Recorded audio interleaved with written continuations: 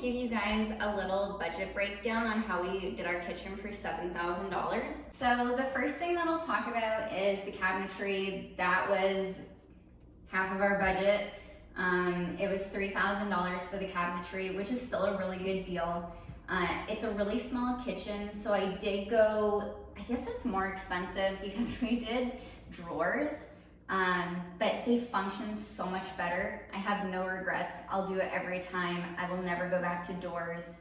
They also had, I don't know if you can see from here, they had little hidden drawers inside of them, and it just kind of doubles up the space.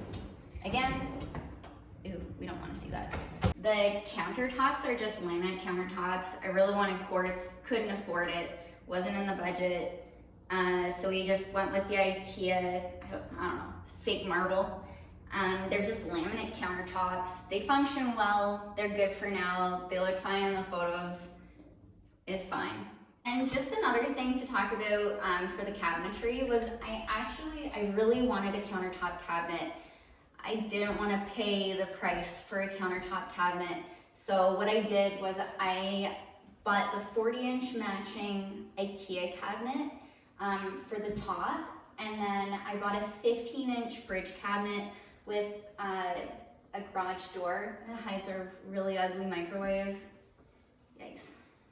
And then what I did was I just trimmed it. So I built the fridge surround and then did the crown molding at the top and just split it. I basically put a 2x4 in between and trimmed it out and then painted it to match the cabinets. The cabinets that I got are, I guess I should mention this, the cabinets that I bought are the Abstad cabinet fronts in the matte white, and everything that I painted, all the trim, was Benjamin Moore Chantilly lace, and I found that it matched really well. It's basically just like a bright white. So yeah, that was basically how I built a countertop cabinet really inexpensively. It's literally just a 15-inch fridge cabinet underneath. You can see here that when we did the fridge cabinet, I put a TV above. This area doesn't really allow to have a TV. I mean, you can put a TV in here, but I just kind of wanted something that was small and kind of tucked away. Right now I just have a picture on it. Sometimes I like to cook and just watch a reality show. I do a lot of my DIYs in the dining room. I'll just give you a quick scan of our dining room. So you can see here that the whole house is very open. We do have drywall in here because we're redoing our bathroom, and that's just where everything settles. But yeah, it's nice to just kind of be able to have a show on sometimes. It's not for everybody. You don't have to do it. You can put a cabinet there. You can pull it forward, do whatever you want. The TV is on a mount, so I can pull it forward if I want to, but I mean, I can easily see it from anywhere in the kitchen. We did a little mini fridge. This was my idea. I love the idea of having a mini fridge in the house just because we don't have a second fridge, and we have a lot of liquids. So I just wanted to be able to put them in a separate fridge and keep them out of our main fridge just for saving space. If I could do this again, I would absolutely not have a see-through fridge. Part of me really wants to cover it. My husband would die because he loves the fact that you can put a light on somewhere. Ooh, fancy. But for now, it stays. We deal with it. People judge what we drink. That's fine. Our dishwasher we got for $150 on Facebook Marketplace. Somebody just decided they didn't like it anymore. They wanted a quieter one. So we really lucked out with that. Buying things on Facebook Marketplace, you just don't know if they actually work. So we got really lucky. The same thing with our sink. Our sink is actually an old IKEA sink. I guess they don't sell them anymore. I love the farmhouse sink. Also couldn't afford it, so we went to Facebook Marketplace. So I'll just show you here This is what it looks like. This is our faucet. I got this at Canadian Tire. It was on sale for $130, I wanna say. So really good deal. I think it was half price. So this is the kitchen island. It's actually on casters. We built it just on 2 IKEA cabinets. The countertop we did for free. Maybe I'll show you. So you can see here, it's just old barnwood that we got from a friend's barn. They gifted it to us, so we really lucked out. It didn't really cost us anything other than screws and wood glue. So we can move it. It's really heavy just because of the countertop. But we actually move it often. It's pretty big for our kitchen, so sometimes it's kind of in the way. I also decided to do our garbage in the island. I love the fact that it's not underneath the kitchen sink. I like everything to be very separated. I find that it just functions way better.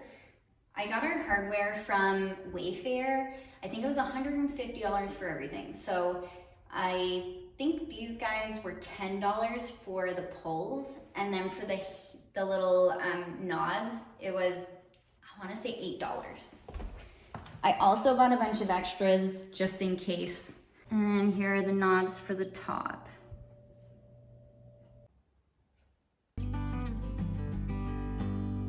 The next thing I'll mention is our stove. We ended up going with an induction cooktop. These are really expensive, brand new. The last house we had, I think it was $1,700. And we also got a built-in oven. These two came as a package deal on Facebook. They were $500.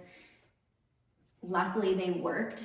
Again, you're just kind of praying that the people that you buy things from are good people. So we got really, really lucky. It also came with a drawer warmer that we didn't have any room for. So I was actually able to sell that for 150 bucks. So it ended up being even cheaper, but I have no complaints. They both work really well. The people were just upgrading to, I don't know, something newer, I guess. But I'm fully happy with it.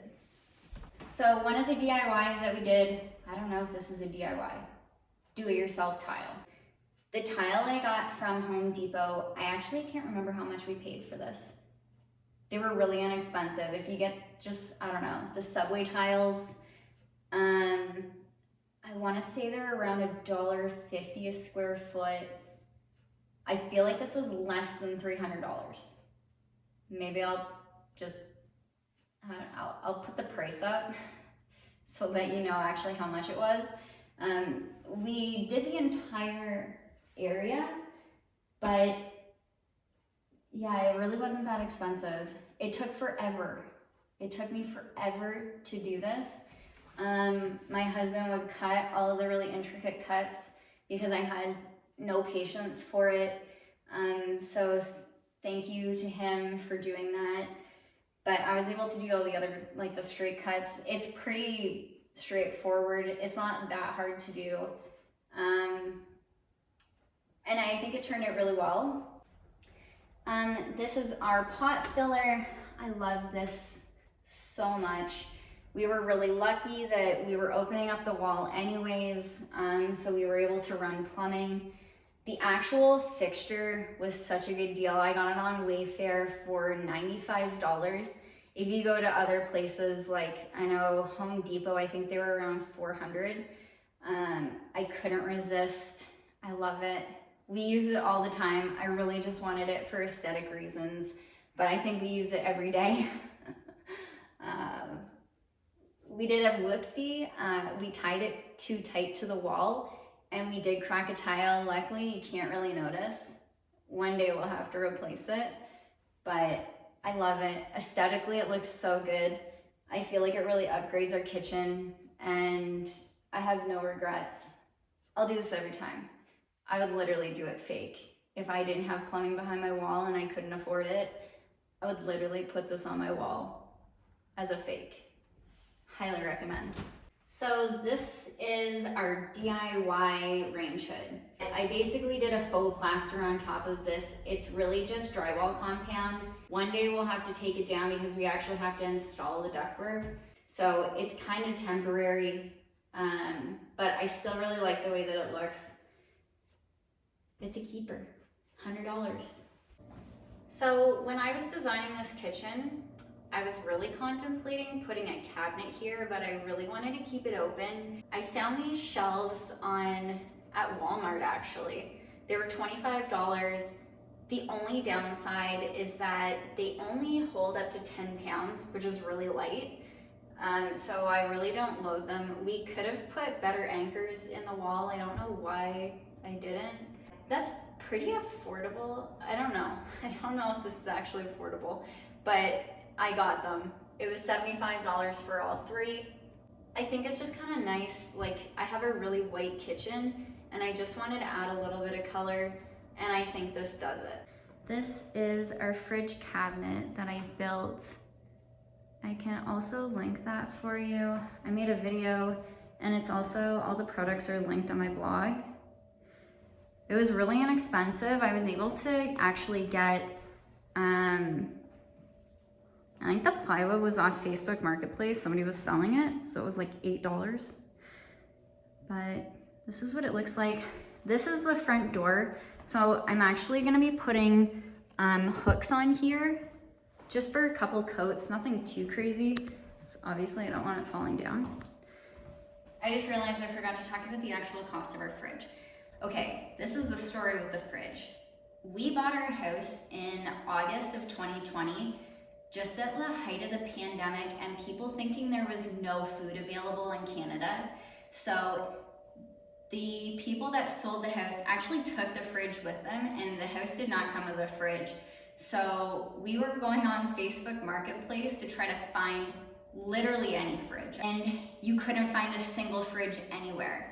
So I ended up ordering one, I think it was Lowe's, and it got back ordered forever, and we didn't end up getting it. Eventually we had to cancel it, and we literally had to buy a floor model. And so we got it a little bit cheaper. I think it was around $1,000, maybe $1,100. And we're able to take it that day. And luckily it didn't have any scratches or dings, but holy smokes. We actually lucked out too with this fridge because we were able to actually box it in. I know a lot of fridges, you need at least ½ an inch to, I think like 2 inches sometimes. This one only needs a ¼ inch for ventilation. This was also a very hot topic. When I originally posted it on my Instagram page, it exploded. People everywhere were freaking out because they thought our house was gonna burn down or the fridge was gonna die. But this one you can actually build in, and we don't have to worry about it dying or the house catching on fire. So yeah, that's the story of the fridge. It was crazy, but now we have it, and I think it looks great. $1,000 well spent. So everything that I mentioned only came to $6,000. The reason that I budgeted for $7,000 was because we did have to take the wall down, so we had to pay for that. We had to re-drywall, we had to do electrical and plumbing, so that took up $1,000. So technically you could do it for $6,000 if you don't have to take a wall down. But yeah, I hope this helps somebody on a tiny budget, and thank you for watching.